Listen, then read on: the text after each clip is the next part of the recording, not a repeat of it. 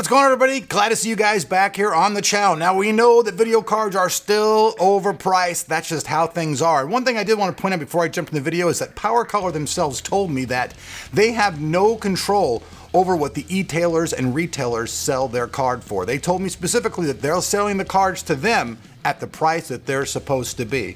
So that means that, if this card's selling for $4.99, they're selling it to Newegg for $4.99, and then Newegg's raising the price up to whatever they want it to be. They say they have nothing to do with the price gouging, and they wanted to make sure that I related that information to you folks. So I did. So we've all seen the Powercolor Red Devil. We've seen both versions. We've seen the Vega 56, we've seen the Vega 64. Well, now we see something different. We see the Red Dragon version. You guys are going, okay, Ulrich, what's a Red Dragon version? Well, the most important difference between the Red Dragon version is the other is power consumption.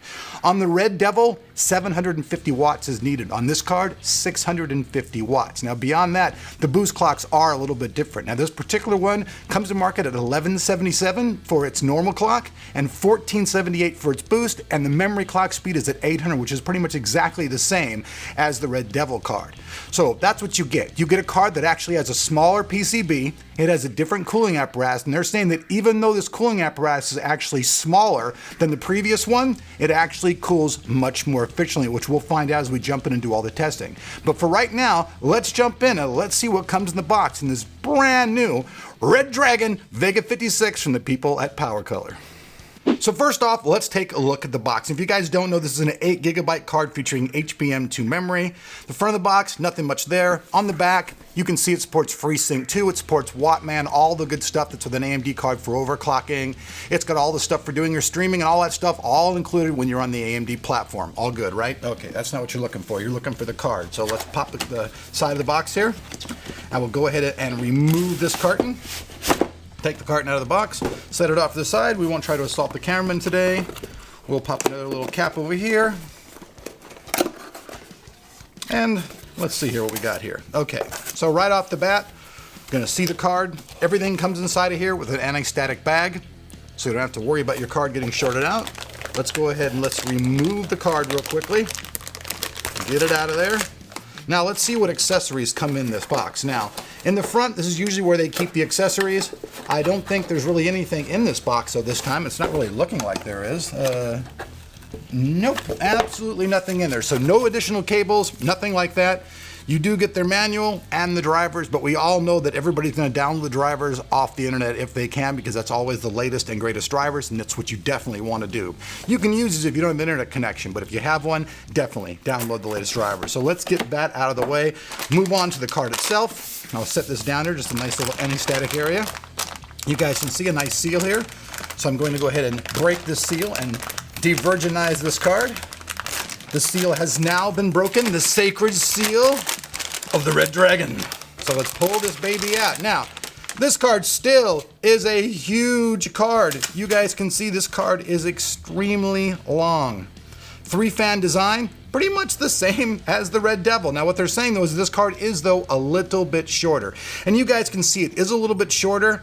Now not only is the Red Devil a longer card, it's actually thicker as well. You can see this is just a simple 2-slot design. So this card is not only thinner, it's actually shorter, and it's supposed to cool even better than the previous generation card.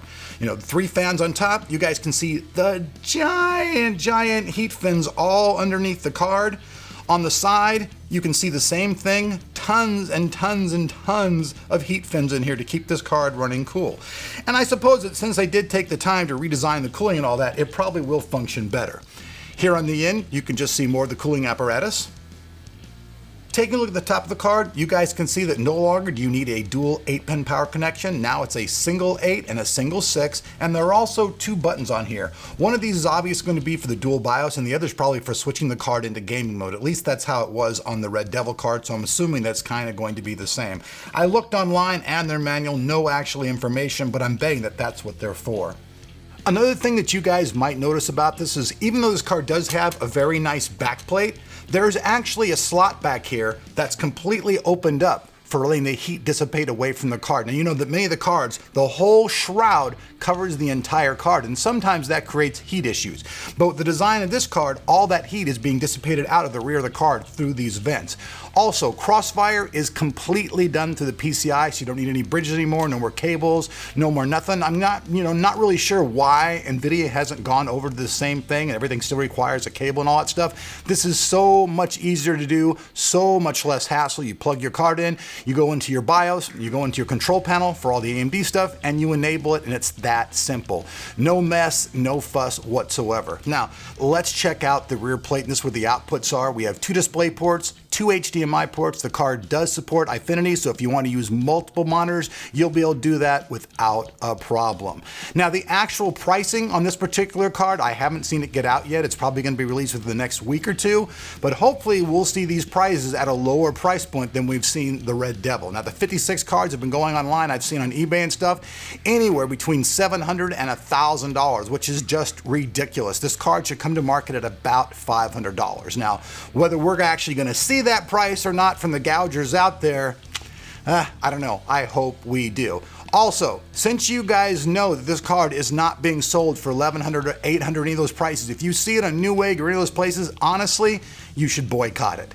That's what I'd recommend doing. I know that we're bringing this card and all that stuff, but right now this card is on the market for sale. But when it does come for sale, I would make sure that the people that you buy this card aren't ripping you off and charging you double the face value, which is just completely BS. You guys know it, I know it. So if you see this card for a nice price, sure, go ahead and get it. But if you can't find this card for anything but these $1,000 prices, for a gamer, that's just ridiculous. I'm Miller. You guys have been watching Tech Tomorrow. Whatever information is available for this card, we'll have down below that like button. You guys know what to do. And hey, if you're not sub the channel because we got lots of stuff coming up. Testing this card, we got Far Cry 5 and all the high-end cards. Just lots of stuff coming. We'll see you guys later. I'm Elric. Thanks for watching.